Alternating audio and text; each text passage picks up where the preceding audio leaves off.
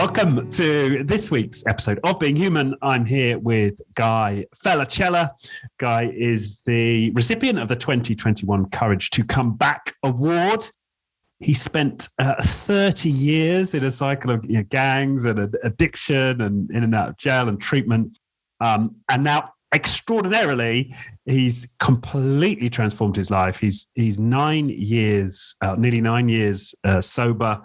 And the way that I got connected to Guy was he appeared in a movie with a guy called Gabor, who was he's a doctor based out of Vancouver. And when I was early in my recovery, he was very inspirational for me. And I understand, Guy, you've actually met him and know him, which is very exciting to learn before we came on air here. But Guy, welcome to the show. Richard, thanks for having me. Pleasure to be here. Yeah, it's a great pleasure. So, I mean, my God, like, I had a rocky road with alcoholism, but I was what you might call a functional alcoholic. Like, I kept down a corporate job throughout it all, and managed to kind of get myself sober before my life had really taken a really significant dive. But you went all the way down the rabbit hole, right? Yeah, I was kind of all in at the poker table for sure. And when did that when did that start? Like when did the substance abuse start for you? I think, when I look back on my life, when I started using drugs at 12, I was struggling with a lot of the issues of my home life and trauma, and my negative self-image of myself at 12, which a lot of self-hatred, low self-esteem, low self-worth. And it really was because of the trauma that I endured in our household with, abuse, violence, and alcoholism. And so quickly, when I started using drugs, looking back, I often say, I never really I was never a drug user socially. I was a drug user to get wasted. Like I'd always be that guy, where he did too much. He's barfing in the back of the high school, or he's passed out. So very early, I didn't drink or use drugs like other people. I just wanted to do more. And I never really realized, why I wanted so much more until later on in life, when I discovered that I was just trying to numb everything out because everything was so depressing. And so that's really, where I think, I never used them socially. It wasn't like I'd be the life at the party if, I just wanted to get it in me quick. You always know when you have an issue, when you go to a bar and you order like 5 shots right away and you just get those into you first. And then you try to function. Okay, now I'm ready to go. It's like, ready to go for what? To the bathroom and throw up? Because, that's really how it started. Right. Wow. From 12. And did you have any kind of understanding at the time that your use was related to what was going on in the home? Absolutely no connection at all. Actually, I didn't get connected with that until decades later. People always punished me for using drugs, or looked down on me for using them, or criminalized me for using them, or, said I was a bad person for using them. And then, often they would say, if his problems are all with the drugs, he's creating his own problems. He's making a choice to use drugs. And if he stops using the drugs, his life would get better. Well, I tried that too. At a young age, I stopped using substances I went to treatment for 3 months and stopped using substances. And immediately I was more depressed. But there was no connection there. And my life didn't improve. It actually got worse. And then I started using the drugs again. And so, like I said, it just wasn't until And it's funny, Gabor Mate was the doctor that actually was the one later on in my life where he said,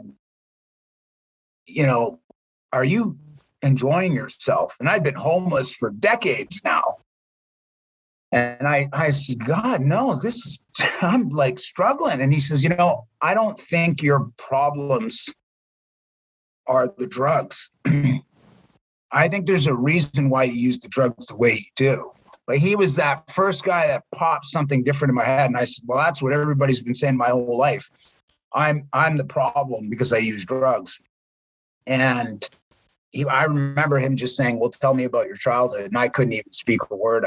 Tears started coming out of my eyes. And that's when I connected some of the dots. Yeah. That there was a lot of the reason why wasn't the drugs. It was just why he's using the drugs. But isn't that extraordinary that it took until that stage before anybody asked you that question or asked you to reflect on your childhood? I mean, unbelievable. Like it was often. Go on, sorry. It was oftentimes I'd go into treatment, and you obviously when you're a street drug user, you do crime to support your habits, and but people would often reflect on the trauma that I'd caused others, without actually talking about the trauma that was caused with me. And when you talk about the stuff that you're doing, obviously I feel good that I had to do what I had to do, but at the same time, without validating or acknowledge that, the challenges that I had in my life, this started that cycle of triggering the trauma from the past while I was in treatment. So I would leave treatment to go numb myself because I felt like a scumbag. Right.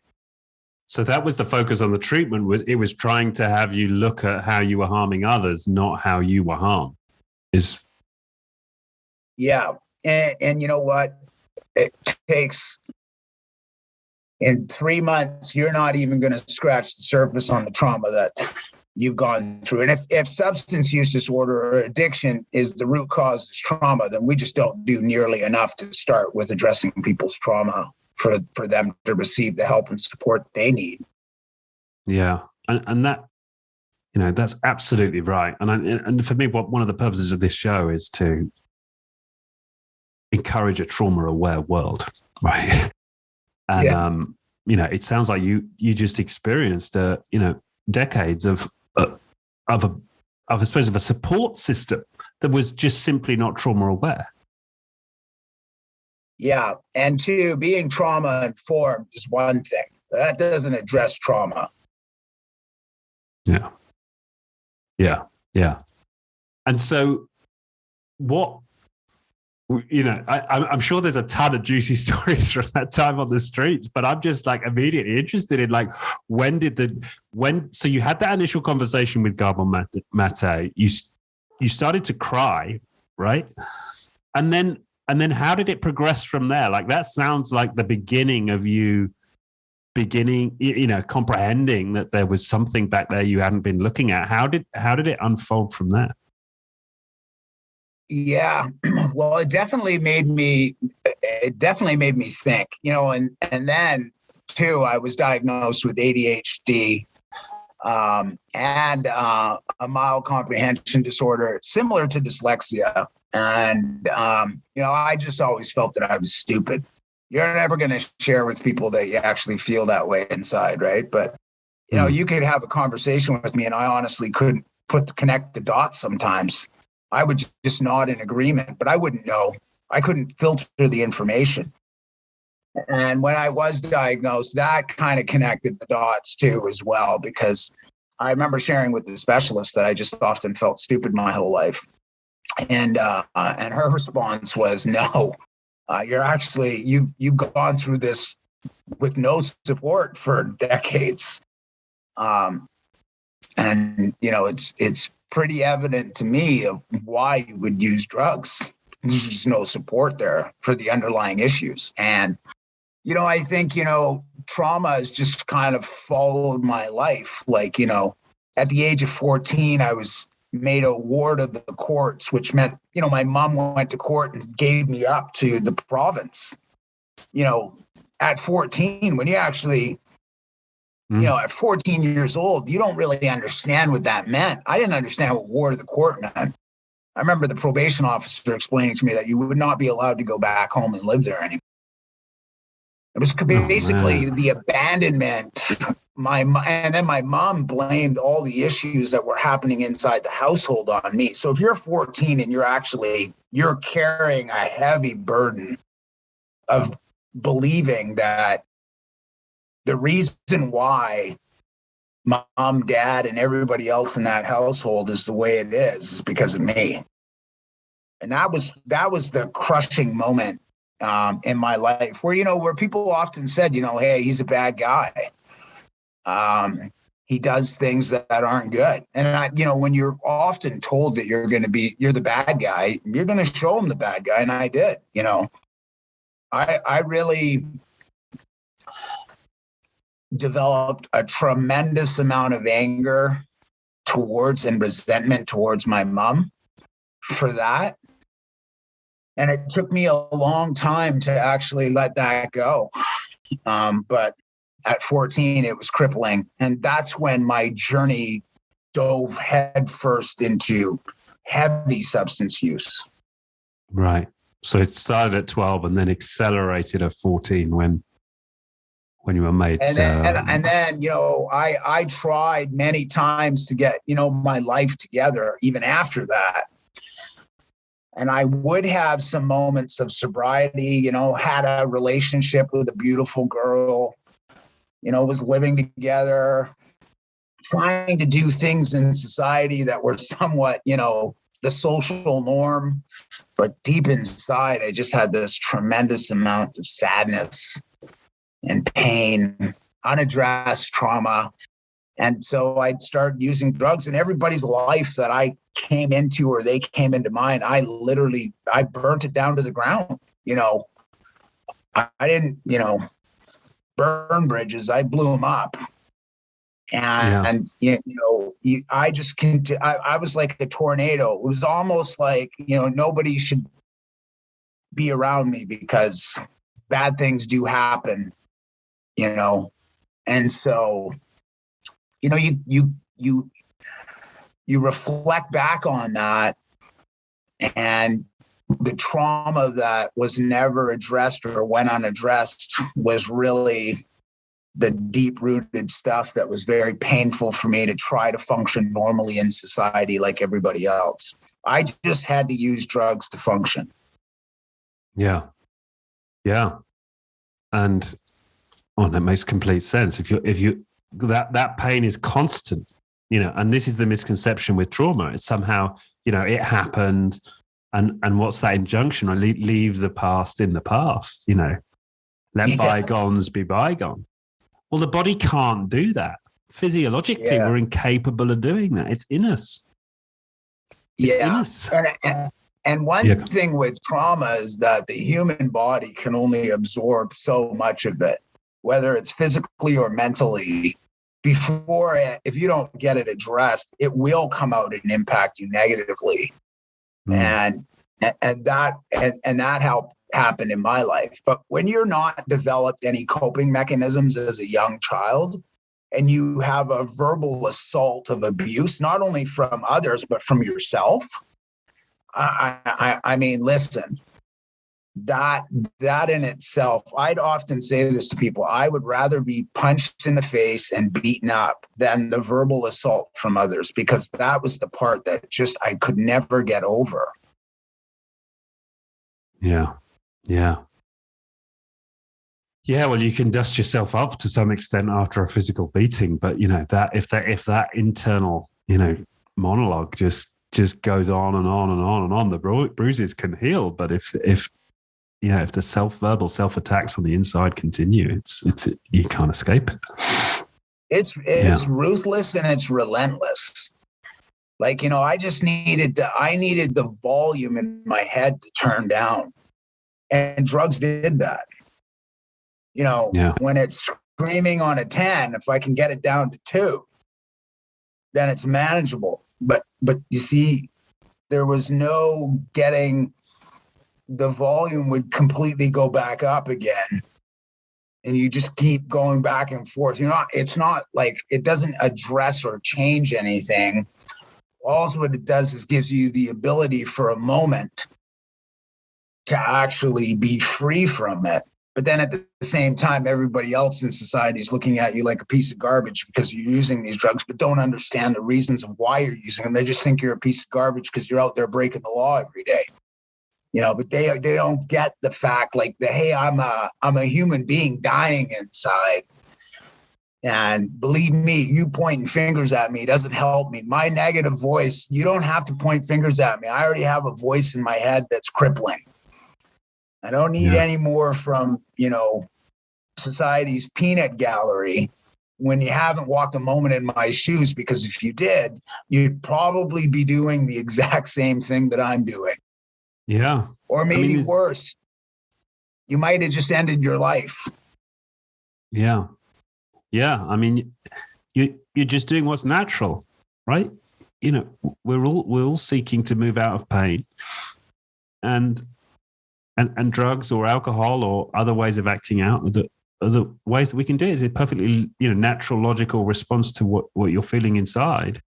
In the absence of any knowledge that there's a way to address these issues at a much deeper level, and that's possible. And it sounds like you started to get into that late, but you did. Yeah. And so how did that go after you? So you cried in with Gabor Mate, and then did that just give you enough of an insight to think, okay, maybe there's more I need to do here? Yeah, you kind of like you're kind of being like an investigator on a case file, right? Let's do some digging and some investigating, and start reflecting on things in the past as well. That moment, it still took about another 6-7 years of using substances, but I had the pieces together. But at the same time that you're struggling with trauma, the consequences of my drug use were also evident. I mean, you think about it, surviving 20 years of being homeless, surviving 5 osteomyelitis bone infections, 4 in my left leg, 1 in my back, where I had to learn how to walk again. And these aren't just, you're go get some antibiotics and the infection goes away. No, these are like multiple months in a hospital with antibiotics driven into your heart every 4 hours, 24 hours a day, 7 days a week for about 90 days. And then surviving, the first dueling public health emergency, which was the HIV/AIDS crisis in the downtown East Side, and the first overdose crisis, where 1 in 4 in that community were impacted by HIV or AIDS. And then also surviving, 6 overdoses from 2012 to 2013 in a 9-month time frame. Really put everything into context with what I had learned and discovered from my past. And then it just all compounded into one moment on February 18th, 2013, where my last overdose happened at a supervised injection site. And I was dead for like 7 minutes. I think it took them about 9 minutes to bring me back. And I remember when I woke up and I looked to the left, and the nurse was crying because she thought I wasn't going to come out of it. And I remember just saying to her, it's like, why are you crying? And she said, because I care. And then I just started bawling. And that moment, that one moment there, I knew I had to do something different. At that 1 second, where I was like, I can't do this anymore. And everything that I had learned from the years past from Gabor and others and learning disabilities, all that stuff gave me enough awareness to understand, okay, the same drugs that were once helping me function through life are now the same as drugs trying to end my life. And one has to give. And for me, it was making the move to get out. Wow. Wow. Yeah. I mean, that's a hell of a rock bottom, isn't it? Death. Yeah, there's no coming back. And it was after that, which is to think, like, I was on welfare from 16 to 45. I was 43 when I left, but I left that downtown east side with one set of clothes on my back and a welfare check, and went to a transitional house, basically a recovery house in Surrey, which is just outside of Vancouver, and went to an outpatient program for a year. And luckily for me, the caseworker there that I was supposed to get was on maternity leave. And so they brought in this counselor who was also a trauma counselor. Oh. And the journey began with her, where I had basically access to trauma counseling for like a year straight. Right. And she just really was probably the most, when I reflect back on the people and moments in my life, she probably doesn't, she was just doing what she does. But that specific person is really the biggest part, the foundation of me understanding me and moving forward to the life that I have today. And she only played a part in my life for about 9.5 months until the new counselor came back. And the new counselor that came back, she was great too to finish it off. But I tell you, that woman really helped change my life. Yeah. Yeah. And there's an absolute world of difference, isn't there, between working at the trauma level and at that depth than any other form of counseling in my experience. Unbelievable. Yeah. I mean, just life changing for me. I mean, I tried it so many ways, and with your negative self-image, when you go do recovery and you can't do it, you know what I used to say to myself? Man, I can't even do this right. Like, I can't even do what everybody else says is easy. This is freaking impossible. I can't stop. All the attempts at treatment, I was probably really good at doing treatment. I just wasn't good at doing life.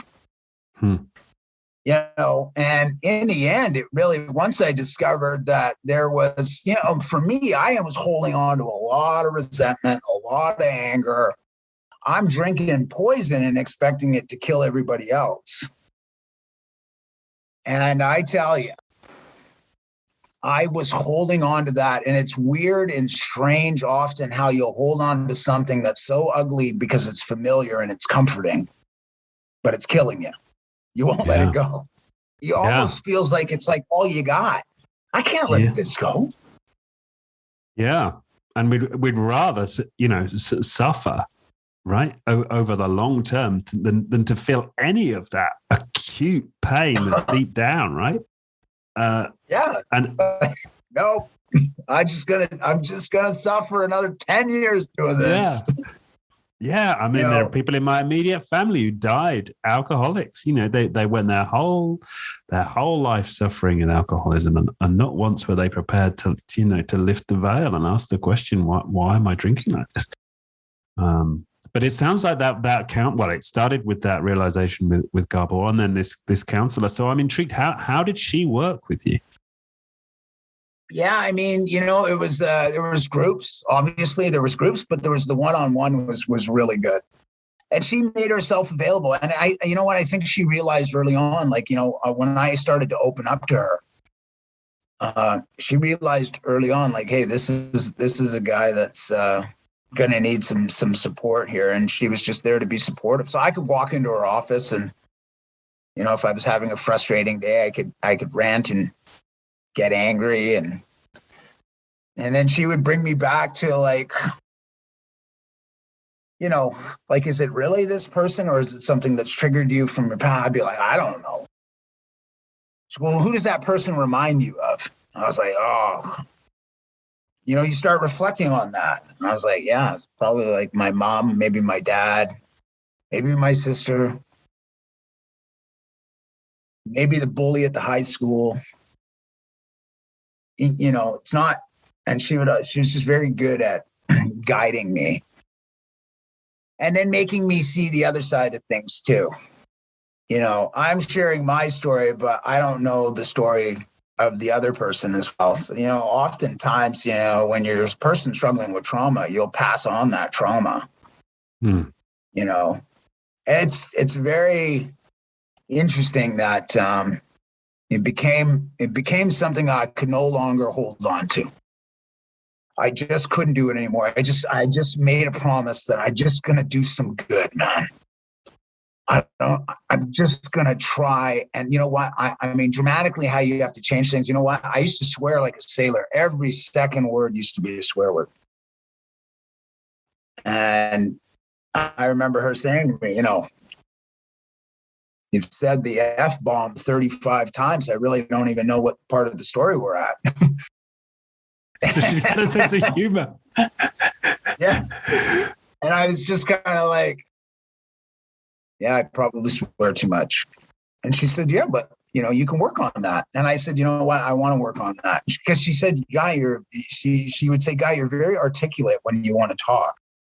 But when you get angry, you're very angry and it comes out. And I was like, yeah, I'm going to work on that.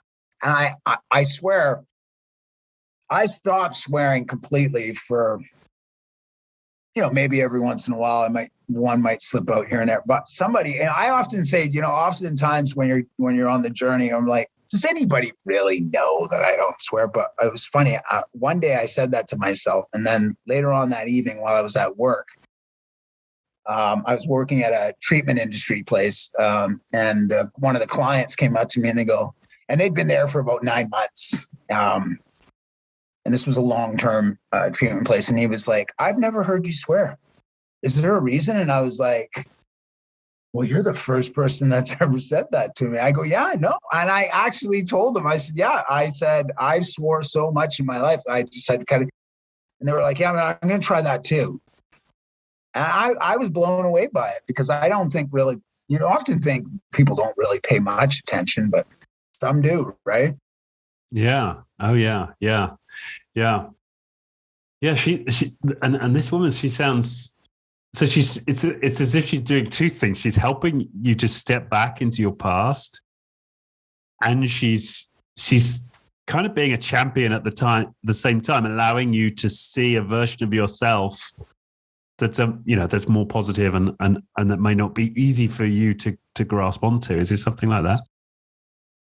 Most definitely. She used to say when she would give me a compliment, like she would actually stop and say, this is where you say thank you. I've given you a compliment. Now you have to say thank you. And I'm like, well, I mean, and she's no. You have to accept that compliment. Why are you not willing to accept it? And I used to just think, oh, I'm embarrassed. And it just doesn't feel right. Because I believed for so long what other people had said. Yeah. And she says, no. I remember her because she had my court proceeding files and everything. Like, you know what I mean? Like a big stack. And this is what she did one day. She said, this is your whole life in institutions. And she picked it up and she threw it in the garbage.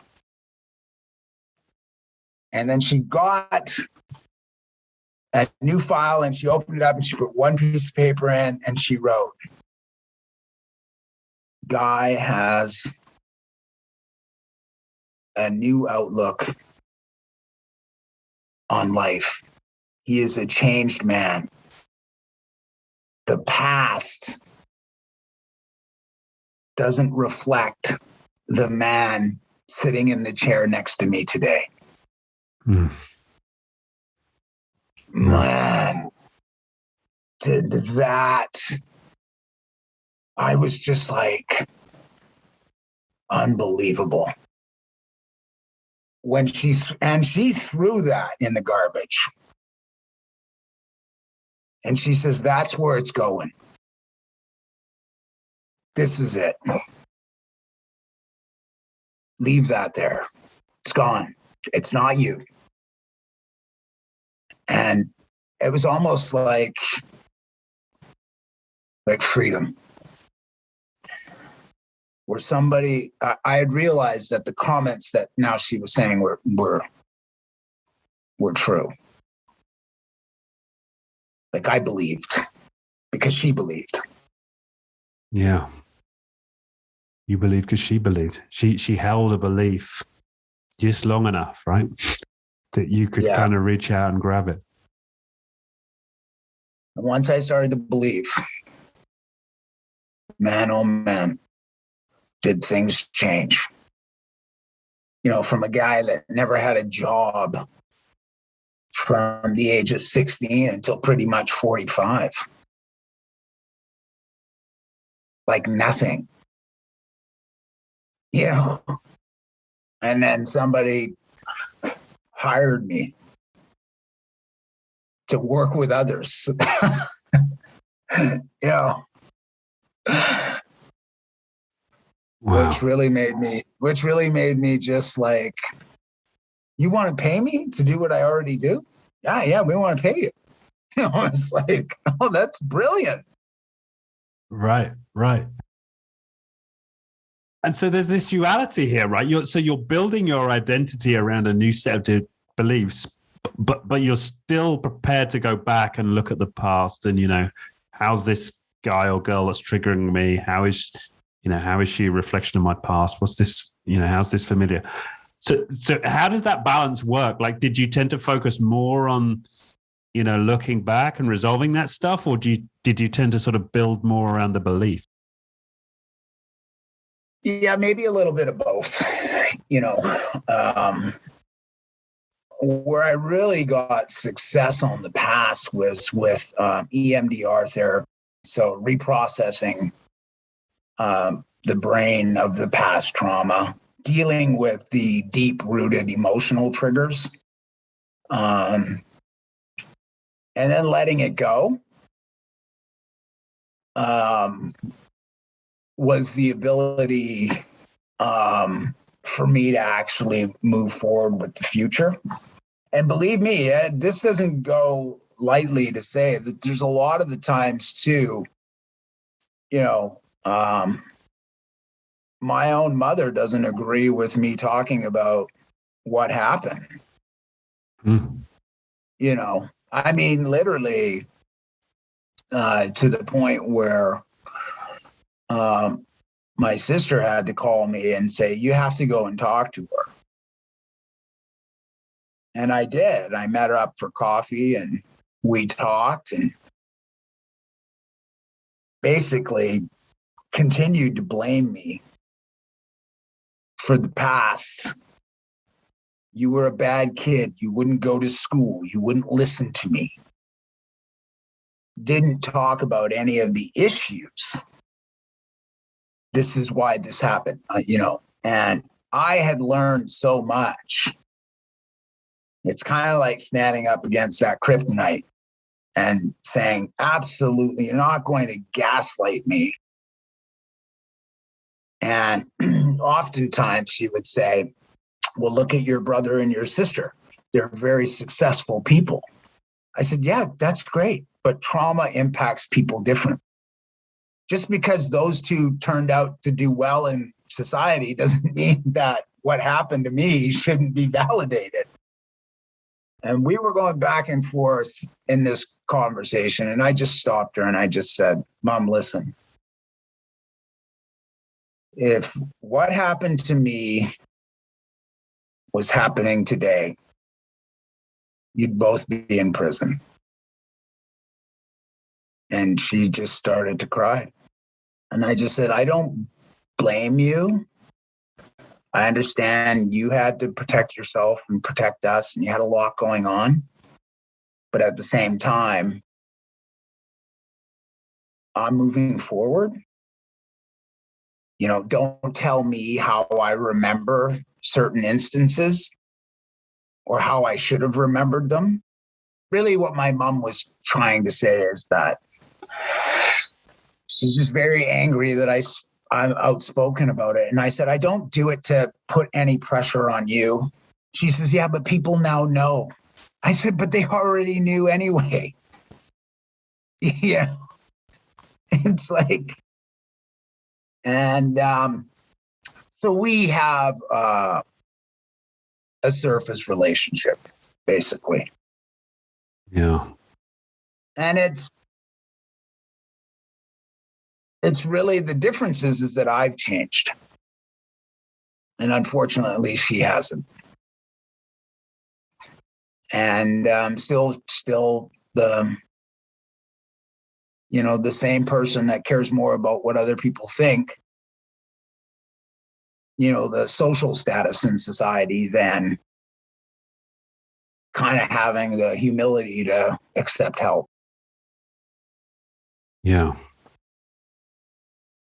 Wow. I mean, that's so courageous, you challenging her like that. And you've made my wife heard a conversation on the phone. And another time she heard a conversation on the phone, and she just said, wow, like you would not accept what she was saying. And whereas before I would have just rolled over and accepted that I was a loser and I deserved everything that I'd got. And I just wouldn't accept it. And, my wife said, she says, man, she just said, I wish I could stand up like that. And I said, well, it takes time and awareness. I think one of the most interesting things about me, when my wife became pregnant with our first child, I was deathly afraid that I would repeat the cycle.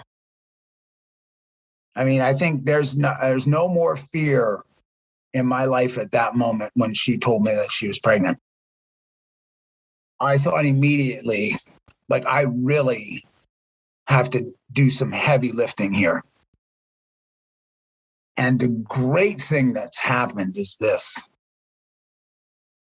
discovery of my newfound life, but the childhood that I had lost due to trauma is now I'm reliving the childhood that I should have had through my own kids.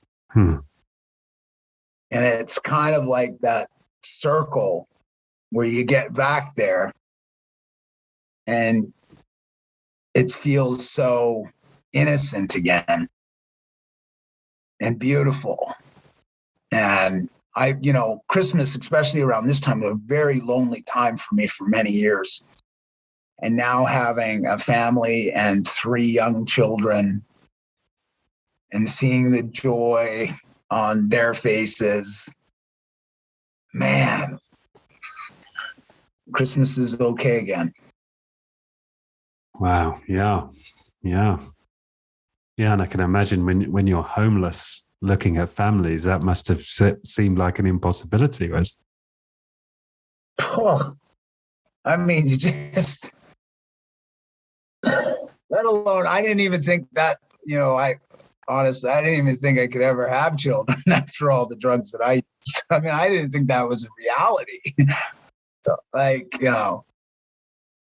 and just the stuff that I'd had to live through for my whole life and to get to where it is today, it's just unbelievable. Yeah. An absolute testament to the self-healing power of the human body. Yeah. I think a lot of people, I've had this conversation with people when I've reflected on my own trauma work. And, I remember really vividly a conversation with one girl, and she's like, oh God, but if I start looking at my past, it's going to be like one of those Russian dolls, right? I'm going to lift one, and there's going to be another one, and there's going to be another one. And I think for some people, they feel so overwhelmed by it, they just won't take that first step. And yet our bodies can do it. It's tough and it can feel overwhelming at times, but it's entirely possible for us to go through a self-healing process to recover ourselves, especially with the help of a good guide, which you obviously found early on there. And your story is testament to it. You can absolutely recover it all. 100%. I mean, listen, barring being 52 now, and, I walk with a limp and may have a little sore body parts here and there.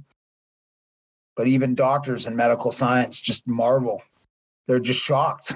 Like, well, first off, that you're alive, but secondly, that you actually, have a leg. 4 osteomyelitis bone infections in your left leg and you're just lucky to, I'm actually, to have a leg. Because they were going to amputate that leg at one point, where they just said to me, like, I was going into surgery and they were trying to clean the infection out of the bones. They said, this is the last, because the antibiotics don't always, work. Your body, because I've had so many bone infections, can become immune to the antibiotics, which is usually a switch up. But the surgeon just said to me, like, hey, I just preparing you that it is all possible that you wake up without a leg. And I just said to him, look, if you could do anything to just play. And he goes, oh no, my first priority is to make sure that I just wanted to prepare you. And when I woke up, I was like, oh, I could feel my leg. I was just like, oh, thank God. I think what impacted my journey the most too is that, people, you always remember how people made you feel. And, I just reflected on not so much the people that treated me bad, but I reflected more on the people that treated me good and try to, just pay that forward. There's 2 things you can pay forward. You can either pay forward trauma or you can pay forward kindness. But you have to resolve the trauma in order to get there. Yeah. I mean, that's right. You can't sort of stick kindness on top of being traumatized, right? Like, I think that's what we get wrong in society. This thought that, just by like exercising certain affirmations or engaging in certain behaviors, we can kind of cancel the trauma. But it doesn't work like that. You've got to, like, you can do that, but you've got to do both. And it sounds like what you've done. You've got to do both at the same time. You've got to reach for these new beliefs, take on build up new identities whilst addressing the trauma. But one without the other isn't going to work. Yeah, I think one of the things too about acting kindness is action. Right? You gotta to be kind, you gotta do kind. Like one of the, like, just, you can't just say, I'm going to be kind today to everybody. It's like, well, you got to actually act that out. Right. And a lot of the times, one of the things I would always do is, anytime I could open the door for somebody, I'd run ahead of them and open the door.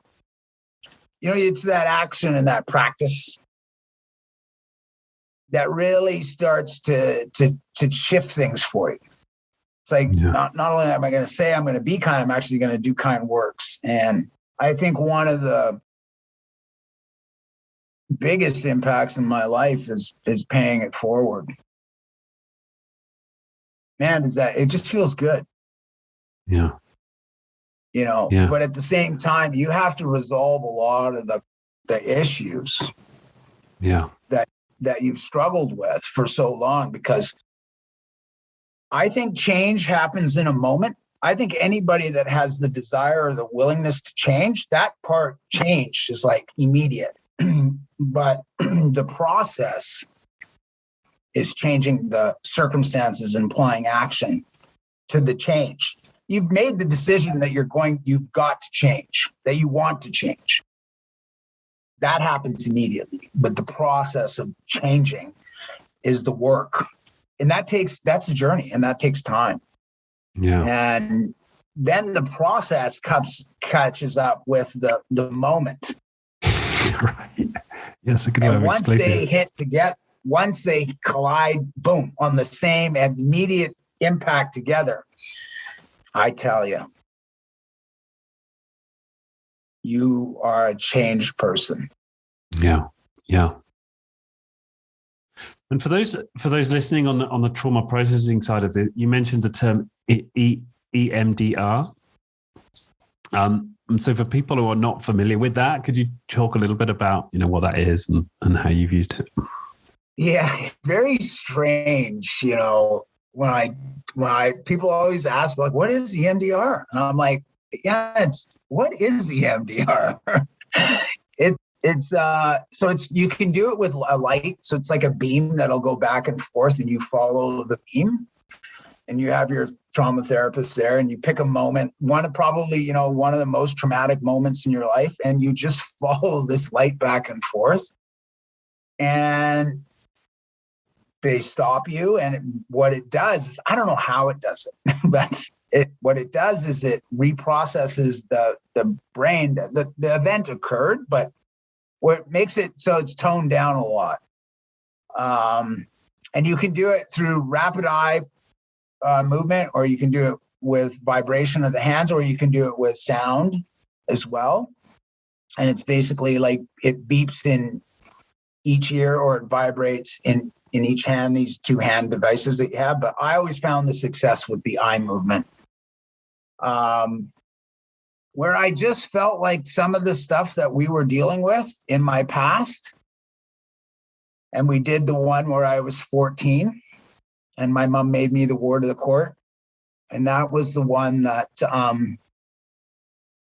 it took a few sessions where I was just able to, talk about it without getting like, the pit of your stomach where it's like tenses up. And it's like, now when I talk about it, I'm just like, yeah, Right. It's not a major impact anymore.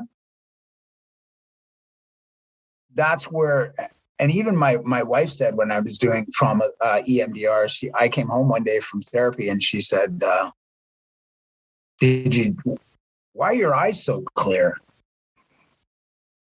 And I was like, what do you mean? She was like, well, what'd you do? Did you go to counseling? And I was like, yeah. And I did that EMDR. And she goes, man, your eyes look clear. It's almost like it was just cleaning out the cloudiness.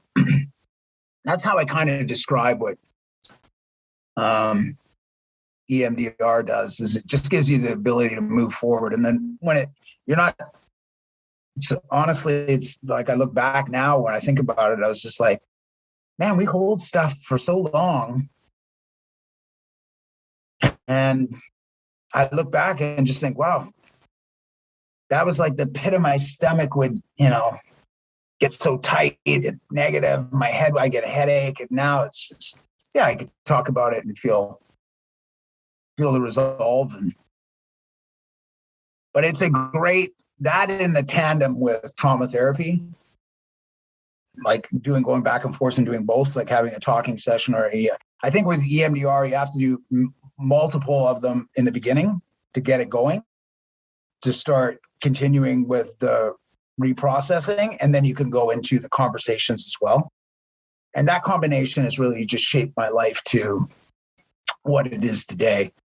More awareness you have of yourself and understanding of what triggered you from your past, the better off you're going to be in the future. And the better off you're going to be that you won't pass that on to others. Yeah. Yeah. Which is very important. Like, it's not okay to pass on trauma. Like, that is not, that is one of the things that I'd done my whole life, but that kept me trapped in trauma. Like reliving the sickness over and over and over again and never breaking free from it. And it wasn't until I started to deal with that I had the ability not to pass it on. And unfortunately, that's what happens in our society, is we just pass on generational trauma to everyone. Yeah. Yeah. And somebody has to be, and I understand, look, my dad didn't have the ability to do it. He didn't have the ability to break the chains. My mom didn't have the ability to do it either. My sister didn't have the ability to do it. My brother didn't have the ability to do it. It had to be, I had to do it. I had to stop letting this go further into my child's future, my family's future, or anybody else's future. And that's where I think a lot of people will struggle, because that is painful. You're not just dealing with your trauma. You're dealing with all of its history from where it started. And that's kind of like trying to hold a big boulder sliding down a mountain by yourself. But I tell you, the awareness and the freedom that brings the future generations of your bloodline, life-changing. Yeah. And it's not just your bloodline. By sharing this story, you're giving inspiration to millions of others to do it in their lives. Yeah. I'm interested as well about because for people, the reason I'm asking these questions is for people who are at that point where they're like, okay, but how do we do this, right? So we've talked about EMDR, and you're taking specific scenes, right, and you're going back to those moments, and you're reprocessing them. You also mentioned trauma therapy as well as so what's the distinction there, and then how does trauma therapy work? Yeah, you just really, basically it's a guide. You have somebody that guides you, kind of like, if you ever watch Star Wars, the Jedi, somebody just training you through the process. And it's a journey. I'm still going to trauma therapy. I actually have a session this Friday, so I still go. Like, it's ongoing. Now it's more on the maintenance side of things. The heavy lifting's been done, and now it's the maintenance part. So yes, there is heavy lifting. And it isn't easy. And there's days where, emotionally you're just drained. I've sometimes gone to trauma therapy, and after I've gone, I come home, I've slept for like 14 hours. Yeah, that's trauma is one of those things too that will repeat itself. I tell you, an interesting thing about trauma is that, so every month here, I don't know how it is in England, but every month here, like, I was on welfare my whole life. And so every month you get a welfare check, which is like $600, but I used to spend the whole check on my drugs. And years later, when I was in my recovery and I was on my journey, once a month, I could not sleep. I couldn't figure it out for a long time. Every month, month after month, year after year, there'd be one day out of the month that I would. And it was interesting because my wife works for Poverty Reduction, which is the same place that used to give me the check. And my wife's like, why are you going to sleep? I was like, I can't sleep. I'm just amped up. She goes, well, I got to go to sleep. Tomorrow's check day. And I'm going to have a busy day at work. Boom. The light went on in my head. I was like, oh, check day. Even though I don't get a check, that anxiety inside and trauma from being so entrenched in my addiction, I was so amped up the night before every welfare check day. Mm. And that discovery gives you the ability to deal with it and be like, well, I don't get welfare anymore. But it really made me reflect on just how much our past can impact our future if we don't deal with it. Yeah. And it's kind of just like where people are looking for, or wanting to deal with trauma in their lives. I want to say this too, is listen, go slow. It's not a race. You're not going to repair 30, 50, or 10 years of damage in one session. It's like a slow pace, and give yourself the freedom to understand who you are. And don't beat yourself up when you feel like, it's too hard. If it's too hard, my counselor would always say this, listen, if it's too hard, let's just make sure you're okay. Yeah. And life is a journey. You're not going to listen. Are we racing to get to the end? No, we're trying to slow it down as much as possible. So remember that when you're going through trauma. Say, hey, I ain't running to the end of the line. Like, it's not a race to death. It's just to take it slow. Wait, you know what I mean? Yeah. Yeah, that's so important, isn't it? It reminds me of a phrase in the 12-step rooms when I was, active in those. It takes 10 years to get your marbles back and another 10 years to learn how to play with. And that really helped in the beginning because it's like, oh, okay, we're measuring because you think in jobs and, general life, we tend to measure progress in like weeks and months, but like, oh, okay, like decades is like a good way to think about progress, right? Yeah. And don't listen. One of the things that I've learned on this journey is you can look to others for inspiration. Don't compare yourself with others because there's never going to be a better version of them. And there's never going to be a better version of you. Just be you. Mm-hmm. Comparing yourself to somebody else's version, you're never going to be better than that. But your own version or your own self, unique self is you. There's never going to be a better version of you. Yeah. Yeah. Because if you always compare yourself with other people, you'll fall, you'll fail. You're trying to be something that you're not. And when you do that, you'll actually sacrifice things that you want or things that you thought you needed for the things that you don't need. And that won't bring happiness either. Yeah. Yeah. Yeah. I mean, and that becoming self-referential in that way is such an important part of this. It's like, well, what's the progress I'm going to make today? Like, counting my own achievements in my own life. And it's so easy to compare. But developing these practices where I keep coming back to my, my own experience of life. Yeah, that's so important, isn't it? Very much so. Yeah. Yeah.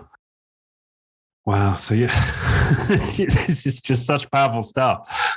It's such powerful stuff. So right now your maintenance, you've got the emotional therapy that the trauma therapy you're doing on a maintenance basis. Is there anything else you do for sort of maintenance of your continued growth and healing? Yeah, I think just, human connection is a big part of it. Getting out, seeing people, connecting with others, helping people is a big thing in my life. I honestly don't, I can absorb people's pain, feel it, I can see people struggling. And so a lot of it for me is just trying to, be that person that tries to alleviate some of that, pressure by just being kind to others and trying to do something or navigate a service for them. Or, a lot of people call me for just different reasons. I just try to guide them on the path. I'm basically, I just say to people, I'm just like a taxi driver. You're the one on the journey. I'll just, I'll get in the taxi and let's go on a journey. I'll drop you off and pick you up and, we'll continue the journey. Right. And I think people, oftentimes I think people figure it out for themselves. They just need the support to figure it out. And if you give people that support, then they will figure it out instead of being judgmental or trying to, fix a person. I think that doesn't work. I think people fix themselves or figure out what's the issues and then they fix the circumstances. It's not so much that the person needs to be fixed. A lot of the circumstances need to change. as well. Yeah, yeah, and I think that's a huge part of the mindset shift that I think we need to go through as a society to enable this healing. Is like people can heal themselves. They can.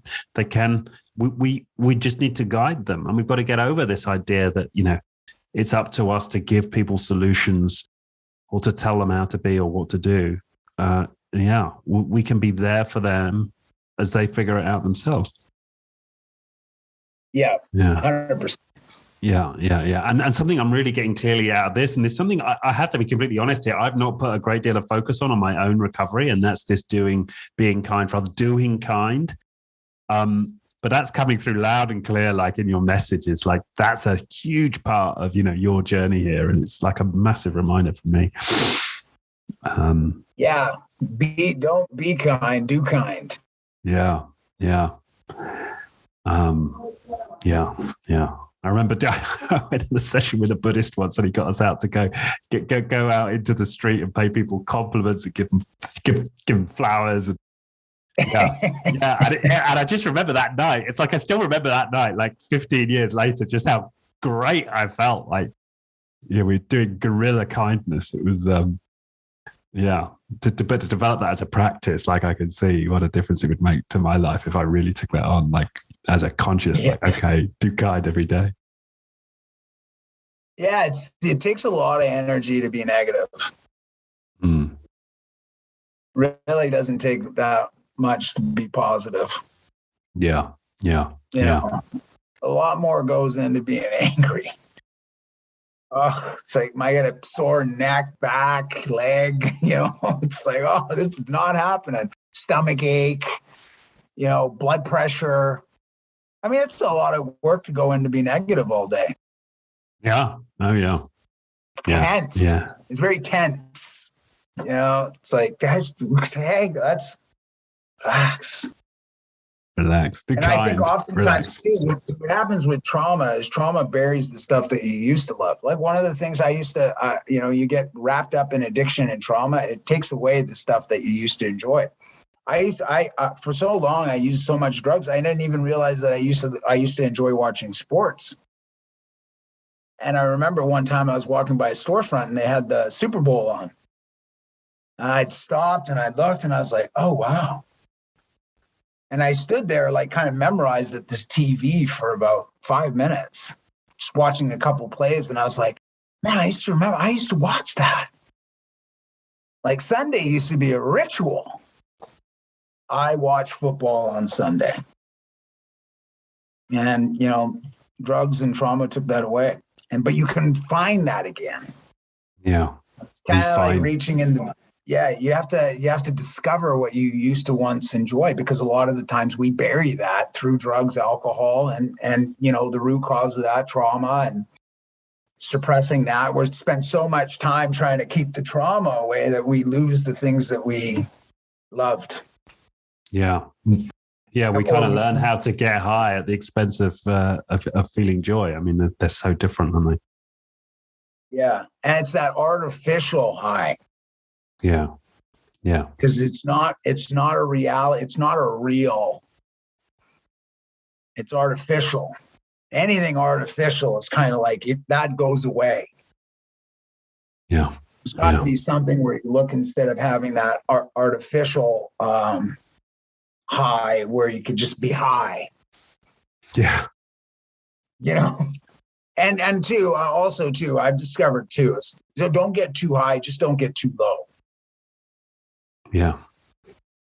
There's moments where you get that endorphin rush. And like anything, you have to remember that it's going to come down. Like, imagine, I don't even know if I look back, if I did drugs and it never came down. Like, could you handle that? You know what I mean? Just like, That's it. You're there. You're not coming back. It's like, no.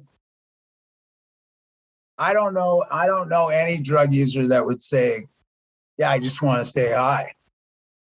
Yeah. I'd be like, no, because that would be that. Then that wouldn't be enough eventually.